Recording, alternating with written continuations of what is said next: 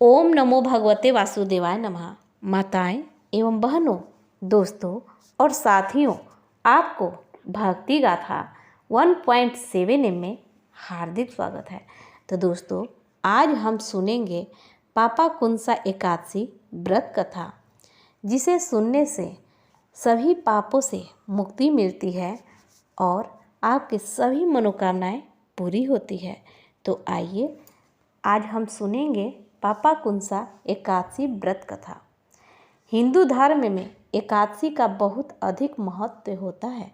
आश्विन माह के शुक्ल पक्ष में पड़ने वाली एकादशी को पापाकुंसा एकादशी के नाम से जाना जाता है। धार्मिक मान्यताओं के अनुसार एकादशी व्रत रखने से भगवान विष्णु की विशेष कृपा प्राप्त होती है और मृत्यु के पश्चात मोक्ष की प्राप्ति होती है। हर माह में 2 बार एकादशी पड़ती है, एक शुक्ल पक्ष में और एक कृष्ण पक्ष में। एकादशी व्रत में भगवान विष्णु की विशेष पूजा अर्चना की जाती है। एकादशी व्रत के दिन व्रती को एकादशी व्रत कथा का पाठ जरूर सुनना चाहिए। ऐसा माना जाता है कि व्रत कथा सुनने और करने से भगवान विष्णु की कृपा से सभी मनोकामनाएं पूरी हो जाती है और मृत्यु के पश्चात मोक्ष की प्राप्ति होती है और समस्त पापों से मुक्ति मिलती है। तो आइए सुनते हैं पापाकुंसा एकादशी व्रत कथा। प्राचीन समय में विंध्य पर्वत पर क्रोधन नाम का एक बहेलिया रहता था। वह क्रूर स्वभाव का था। उसका सारा जीवन हिंसा, लूटपाट, मद्यपान और गलत संगति पाप कर्मों में ही व्यतीत हुआ था। जब अंत समय में यमराज के दूत बहेलियों को लेने आए और यमदूत ने बहेलिये से कहा कि कल तुम्हारे जीवन का अंतिम दिन है, कल हम तुम्हें ले जाएंगे। यह बात सुनकर बहेलिया बहुत भयभीत हो गया और महर्षि अंगिरा के आश्रम में पहुंचा और महर्षि अंगिरा के चरणों पर गिरकर प्रार्थना करने लगा। बहेलिये ने ईश्वर से कहा, मैंने सारा जीवन पाप कर्म करने में ही व्यतीत कर दिया। कृपा कर मुझे कोई ऐसा उपाय बता दीजिए जिससे मेरे सारे पाप मिट जाए और मोक्ष की प्राप्ति हो जाए। उसके निवेदन पर महर्षि अंगिरा ने उसे आश्विन शुक्ल की पापाकुंसा एकादशी का विधि पूर्वक व्रत करने को कहा। महर्षि अंगिरा के कहे अनुसार उस बहेलिये ने यह व्रत किया और किए गए सारे पापों से छुटकारा पा लिया और इस व्रत पूजन के बल से भगवान की कृपा से वह विष्णु लोक को गया। जब यमराज के यमदूत ने इस चमत्कार को देखा तो वह बहेलिये को बिना लिए ही यमलोक वापस लौट गए। पाप रूपी हाथी को इस व्रत के पुण्य रूपी अंकुश से वेधने के कारण ही इसका नाम पापाकुंसा एकादशी हुआ है। इस दिन मौन रहकर भगवत स्मरण तथा भोजन का विधान है। इस प्रकार भगवान की आराधना करने से मन शुद्ध होता है तथा व्यक्ति के सद्गुणों का समावेश होता है। वैसे तो हर एकादशी अपने आप में महत्वपूर्ण है। तो दोस्तों, आपको बता दें कि पापाकुंसा एकादशी करने से भगवान सभी पापों को नष्ट करते हैं और आपकी सभी मनोकामनाएं पूरी करते हैं। जो भी व्यक्ति पापाकुंसा एकादशी का व्रत करता है तथा सुनता है, भगवान उसकी सभी मनोकामनाएं पूरी करते हैं और उसके घर में अन्न, धन, सुख, समृद्धि का वास होता है, वैकुंठ लोक को प्राप्त होते हैं। इसलिए तो कहा जाता है कि पापाकुंसा व्रत करने से सभी मनोकामनाएं पूरी होते हैं। दोस्तों, अगर आपको हमारी वीडियो अच्छी लगी हो तो लाइक, शेयर, कमेंट एवं सब्सक्राइब जरूर करें। धन्यवाद। आइए अब आरती करते हैं। ओम जय एकादशी, जय एकादशी, जय एकादशी माता। विष्णु पूजा व्रत को धारण कर शक्ति मुक्ति पाता। जय एकादशी, जय एकादशी, जय एकादशी माता। विष्णु पूजा व्रत को धारण कर शक्ति मुक्ति पाता। ओम जय एकादशी जय एकादशी जय एकादशी माता। तेरे नाम गिनाऊं देवी भक्ति प्रदान करनी, गढ़ गौरव की देनी माता शास्त्रों में वर्णी। जय एकादशी जय एकादशी जय एकादशी माता। मार्गशीर्ष के कृष्ण पक्ष की उत्पन्ना विस्तारणी जन्मी, शुक्ल पक्ष में हुई मोक्षदा मुक्तिदाता बन आई। पौष के कृष्ण पक्ष की सफला नाम के हैं, शुक्ल पक्ष में होय पुत्रदा आनंद अधिक रहे। ओम जय एकादशी जय एकादशी जय एकादशी माता। नाम सटीला माघ मास में कृष्ण पक्ष में आवे, शुक्ल पक्ष में जया कहावे विजय सदा पावे। ओम जय एकादशी जय एकादशी जय एकादशी माता। विजया फागुन कृष्ण पक्ष में शुक्ला आम्ल की, पाप मोचनी कृष्ण पक्ष में चैत्र महाबली की। ओम जय एकादशी जय एकादशी जय एकादशी माता। चैत शुक्ल में नाम कामदा धन देने वाली, नाम बरुथिनी कृष्ण पक्ष में बैसाखे माहवाली। ओम जय एकादशी जय एकादशी जय एकादशी माता। शुक्ल पक्ष में होए मोहिनी अपरा ज्येष्ठ कृष्ण पक्षी, नाम में निर्जला सब सुख करनी शुक्ल पक्ष रखी। ओम जय एकादशी जय एकादशी जय एकादशी माता। युगनी नाम आषाढ़ में जानो कृष्ण पक्ष करनी, देवसैनी नाम कहायो शुक्ल पक्ष धरनी। ओम जय एकादशी जय एकादशी जय एकादशी माता। कमिका सावन मास में आवे कृष्ण पक्ष कहिए, सावन शुक्ला होए पवित्रा आनंद से रहिए। ओम जय एकादशी जय एकादशी जय एकादशी माता। अजा भाद्रपद कृष्ण पक्ष की परिवर्तनी शुक्ला, इंद्रा आसीन कृष्ण पक्ष में व्रत से भवसागर निकला। ओम जय एकादशी जय एकादशी जय एकादशी माता। पापा कुंसा है शुक्ल पक्ष में आपे हरनहारी, रमा मास कार्तिक में आवे सुखदायक के भारी। ओम जय एकादशी जय एकादशी जय एकादशी माता। देवतथानी शुक्ल पक्ष की दुख नाशक के मैया, पावन मास में करो विनती पार करो नैया। ओम जय एकादशी जय एकादशी जय एकादशी माता। परमा कृष्ण पक्ष में होती जन्मंगली करनी, शुक्ल मास में होए पधनी दुख दरिद्र हरनी। ओम जय एकादशी जय एकादशी जय एकादशी माता। जो कोई आरती एकादशी की भक्ति सहित गावे, जन गुरुदिता स्वर्ग का वासा निश्चय वह पावे। ओम जय एकादशी जय एकादशी जय एकादशी माता।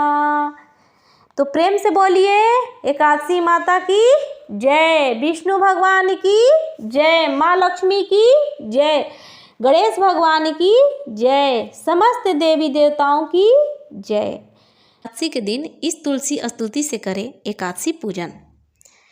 नमो नमो तुलसी महारानी, नमो नमो हरि की पटरानी, जाको दरस परस अघना से, महिमा वेद पुराने बखानी। शाखा पत्र मंजरी कोमल, श्रीपति चरण कमल लपटानी, धन्य आप ऐसो व्रत कीन्हो, शालिग्राम के शीश चढ़ानी।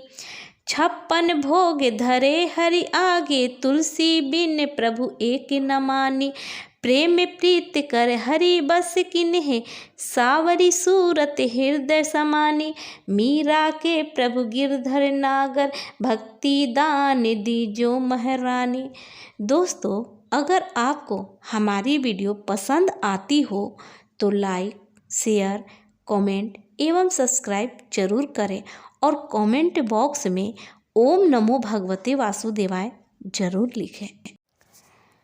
ओम नमो भगवते वासुदेवाय नमः। माताएं एवं बहनों, दोस्तों और साथियों, आपको भक्ति गाथा 1.7 में हार्दिक स्वागत है। तो दोस्तों, आज हम सुनेंगे कार्तिक मास में सुनने वाली तुलसी माता की संपूर्ण कथा। तुलसी से जुड़ी एक कथा बहुत ही प्रचलित है। श्रीमद् देवी भागवत पुराण में इनके अवतरण की दिव्य लीला कथा भी बनाई गई है। एक बार शिव ने अपने तेज को समुद्र में फेंक दिया था। उससे एक महातेजस्वी बालक ने जन्म लिया। यह बालक आगे चलकर जालंधर के नाम से पराक्रमी दैत्य राजा बना। इसकी राजधानी का नाम जालंधर नगरी था। दैत्यराज कालनेमी की कन्या वृंदा का विवाह जालंधर से हुआ। जालंधर महाराक्षस था। अपनी सत्ता के मद में चूर उसने माता लक्ष्मी को पाने की कामना से युद्ध किया, परंतु समुद्र से ही उत्पन्न होने के कारण माता लक्ष्मी ने उसे अपने भाई के रूप में स्वीकार किया। वहां से पराजित होकर वह देवी पार्वती को पाने की लालसा से कैलाश पर्वत पर गया। भगवान देवाधिदेव शिव का ही रूप धरकर माता पार्वती के समीप गया, परंतु मां ने अपने योग्य बल से उसे तुरंत पहचान लिया तथा वहां से अंतर्ध्यान हो गई। देवी पार्वती ने क्रुद्ध होकर सारा वृत्तांत भगवान विष्णु को सुनाया। जालंधर की पत्नी वृंदा अत्यंत पतिव्रता स्त्री थी। उसी के पतिव्रत धर्म की शक्ति से जालंधर न तो मारा जाता था और न ही पराजित होता था। इसलिए जालंधर का नाश करने के लिए वृंदा के पतिव्रत धर्म को भंग करना बहुत जरूरी था। इसी कारण भगवान विष्णु ऋषि का वेश धारण कर वन में जा पहुँचे, जहाँ वृंदा अकेली भ्रमण कर रही थी। भगवान के साथ दो मायावी राक्षस भी थे, जिन्हें देखकर वृंदा भयभीत हो गई। ऋषि ने वृंदा के सामने पल में दोनों को भस्म कर दिया। उनकी शक्ति देखकर वृंदा ने कैलाश पर्वत पर महादेव के साथ युद्ध कर रहे अपने पति जालंधर के बारे में पूछा। ऋषि ने अपने माया जाल से दो वानर प्रकट किए। एक वानर के हाथ में जालंधर का सिर था तथा दूसरे के हाथ में धड़। अपने पति की यह दशा देखकर वृंदा मूर्छित होकर गिर पड़ी। होश में आने पर उन्होंने ऋषि रूपी भगवान से विनती की कि वह उसके पति को जीवित करे। भगवान ने अपनी माया से पुनः जालंधर का सिर धड़ में जोड़ दिया, परंतु स्वयं भी वह उसी शरीर में प्रवेश कर गए। वृंदा को इस छल का जरा आभास न हुआ। जालंधर बने भगवान के साथ वृंदा पतिव्रता का व्यवहार करने लगे, जिससे उसका सतीत्व भंग हो गया। ऐसा होते ही वृंदा का पति जालंधर युद्ध में हार गया। इस सारी लीला का जब वृंदा को पता चला तो उसने क्रुद्ध होकर भगवान विष्णु को शिला होने का श्राप दे दिया तथा स्वयं सती हो गई। जहाँ वृंदा भस्म हुई वहाँ तुलसी का पौधा उगा। भगवान विष्णु ने वृंदा से कहा, हे वृंदा, तुम अपने सतीत्व के कारण मुझे लक्ष्मी से भी अधिक प्रिय हो गई हो। अब तुम तुलसी के रूप में सदा मेरे साथ रहोगी। जो मनुष्य भी मेरे शालिग्राम रूप के साथ तुलसी का विवाह करेगा, उसे इस लोक और परलोक में विपुल यश प्राप्त होगा। जिस घर में तुलसी होती है वहाँ यम के दूत भी असमय नहीं जा सकते।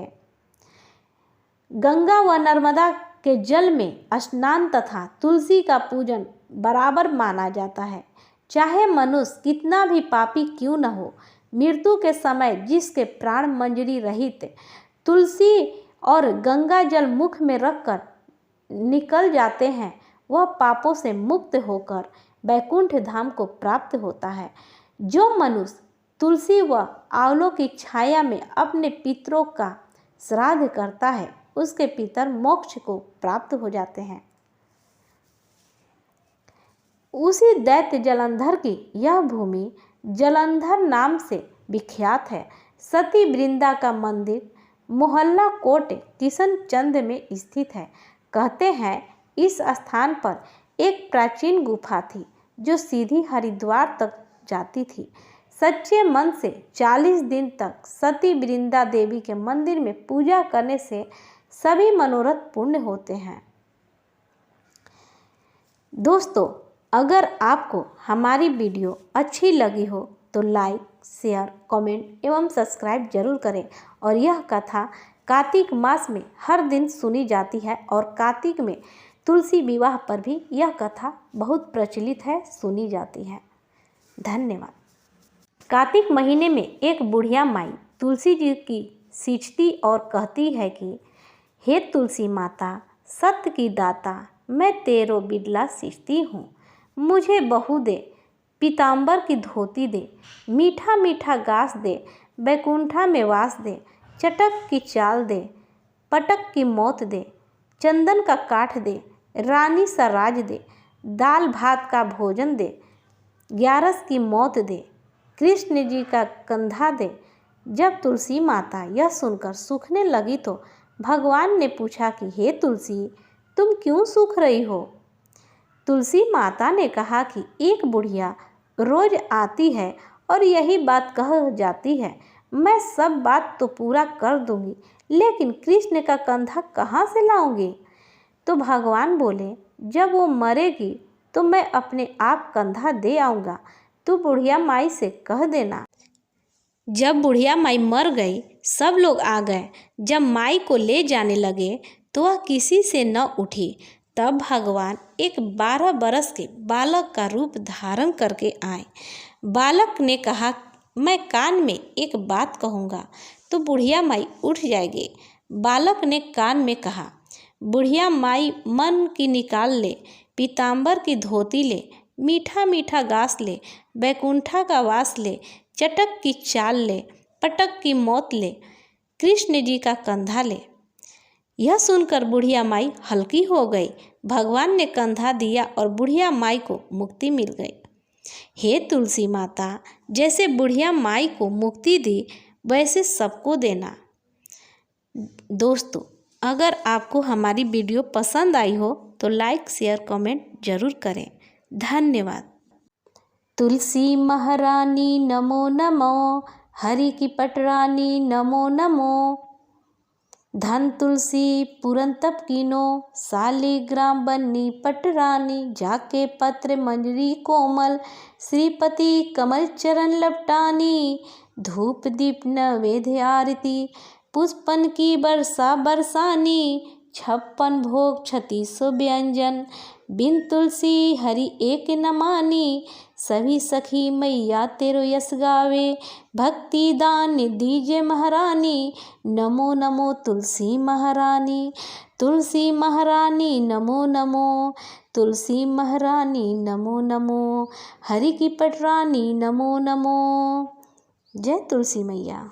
तुलसी चालीसा। श्री तुलसी महारानी करु विनय सिर नाए। जो मम हो संकटे बिकट दीजो मात नसाए। नमो नमो तुलसी महारानी, महिमा अमित न जाए बखानी। दियो विष्णु तुमको सन्माना, जग में छायो सुई से महाना। विष्णु प्रिया जय जयंती भवानी, तीहू लोक की हो सुख खानी। भगवत पूजा कर जो कोई, बिना तुम्हारे सफल न होई। जिन घर तो नहीं होए निवासा, उस पर करहूँ विष्णु नहीं बासा। करे सदा जो तो नित सुमिरन, तेहि के काज होए सब पूरन। कार्तिक मास महात्म्य तुम्हारा, ताको जानत सब संसारा। तो पूजन जो करे कुआरी, पावे सुंदर बर सुकुमारी। कर जो पूजन नित प्रति नारी, सुख संपत्ति से होए सुखारी। वृंदा नारी करे जो पूजन, मिले भक्ति होए पुलकित मन। श्रद्धा से पूजे जो कोई, भवनिधि से तर जावे सोई। कथा भागवत यज्ञ करावे, तुम बिन नहीं सफलता पावे। छायो तब प्रताप जग भारी, ध्यावत तुम ही सकल चितधारी। तुम ही मात यंत्रन तंत्रन, सकल काज सिद्धि होय क्षण में। औषधि रूप आप हो माता, सब जग में तो यश विख्याता। देव ऋषि मुनि ओ तपधारी, करत सदा तो जय जयकारी। वेद पुराणन तो यश गाया, महिमा अगम पार नहीं पाया। नमो नमो जय जय सुख करनी, नमो नमो जय दुख निवारनी। नमो नमो सुख संपत्ति देनी, नमो नमो अघ काटन छेनी। नमो नमो भक्तन दुख हरनी, नमो नमो दुष्टन मंद छेनी। नमो नमो भव पार उतारनी, नमो नमो परलोक सुधारनी। नमो नमो निज भक्त उबारनी, नमो नमो जन काज सवारनी। नमो नमो जय कुमति नसवनी, नमो नमो सुख उपजवनी। जयति जयति जय तुलसी, मैं ध्याऊँ तुमको शीस नवाऊँ। निज जन जनी मोहि अपनाओ, बिगड़े कारज आप बनाओ। करूँ विनय में मात तुम्हारी, पूरन आशा करूँ हमारी। शरण चरण कर जोरु मनाऊँ, निसी दिन तेरे ही गुणे गाऊँ। कहूँ मात यह अबे मो पर दया, निर्मल होए सकल महकाया। मंगू मात यह बर दीजो, सकल मनोरथ पूर्ण कीजो। जनु नहीं कुछ नेम अचारा, क्षमहु मात अपराध हमारा। बरहा मास करे जो पूजा, तासम जग में और न दूजा। प्रथम मई गंगा जल मंगवावे, फिर सुंदर स्नान करावे। चंदन अक्षत पुष्प चढ़ावे, धूप दीप नैवेद्य लगावे। करे आचमन गंगा जल से, ध्यान करे हृदय निर्मल से। पाठ करे फिर चालीसा की, स्तुति करे माते तुलसी की। यह विधि पूजा करे हमेशा, ताके तन नहीं रहे कलेसा। करे मास कार्तिक का साधन, सोवे नीत पवित्र सिद्ध हुई जाही। है यह कथा महासुखदाई, पढ़े सुने सो भव तर जाई। तुलसी मैया तुम कल्याणी, तुम्हारी महिमा सब जग जानी। भाव न तुझे मानित निधि ध्यावे, गागा कर माँ तुझे रिझावे। यह श्री तुलसी चालीसा पाठ करे जो कोई, गोविंद सो फल पावही जो मन इच्छा हुई। तुलसी चालीसा का पाठ सुनने से भगवान उनकी सभी मनोकामनाएं पूरी करते हैं। उनके घर में धन्य धान का भंडार भरा रहता है और उनकी सभी पाप नष्ट हो जाते हैं और भगवान उनकी सभी मनोकामनाएं पूरी करते हैं। तो प्रेम से बोलिए भगवान शालिग्राम की जय, माँ तुलसी की जय, विष्णु भगवान की जय, माँ लक्ष्मी की जय, समस्त देवी देवताओं की जय। दोस्तों, अगर आपको हमारी वीडियो अच्छी लगी हो तो लाइक, शेयर, कमेंट एवं सब्सक्राइब जरूर करें। जय तुलसी माँ।